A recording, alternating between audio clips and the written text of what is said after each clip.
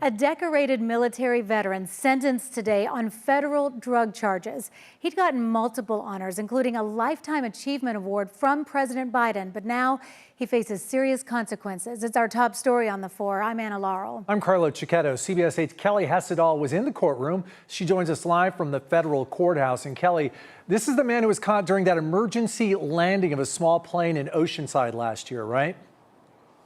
That's right. And according to the feds, when the defendant was arrested last year, he was working on getting his pilot's license because he eventually wanted to pilot his own drug planes. Now, today, Troy Smith pleaded guilty to 2 counts of intent to distribute drugs. He will spend the next 2.5 years in a federal prison. Cameras were not allowed inside the courtroom.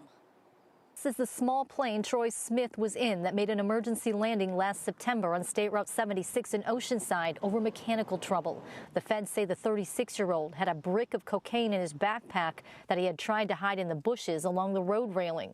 On him, they found a small amount of cocaine and a wad of cash. The 21-year-old pilot, who was not charged, had been training Smith to become a pilot. According to court paperwork, the feds seized a notebook which included evidence Smith had his sights set next on piloting his own plane for drug distribution cross-country.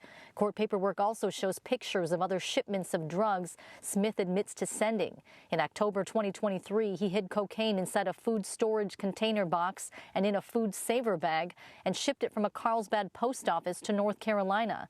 The feds say just weeks later, Smith mailed more drugs. However, his defense attorney argues Smith is a decorated military veteran who served more than a decade, a disabled father of 3 who suffers from PTSD and was dealing with severe financial stress. In court today, Smith apologized, saying, quote, "I do not take what I've done lightly. I've had a lot of time to reflect on the path I did take. I regret every single minute of that episode of my life." And this hearing was emotional. Now, Smith has been out of custody for months, and it's not unusual for a defendant like him to surrender at a later date. His defense attorney asked for 90 days. The judge said no, he's going to be taken into custody now. And his family was sitting in the front row, and it appeared that they were shocked. They began crying. Smith was wearing a suit. He was ordered to take off his tie. It was very clear that his family was expecting to get a lot more time to say goodbye to him. Anna and Carlo. And Kelly, there was a pilot on that small aircraft, a 21-year-old pilot who was not charged in this case. Why did that happen? Did the authorities just think he didn't know what was going on?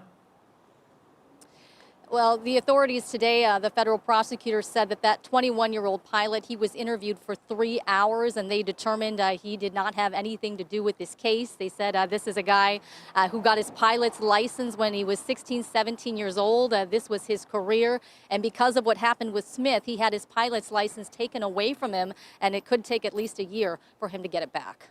Oh, still the wrong place and the wrong time for that pilot, Kelly. All right, thank you for that story.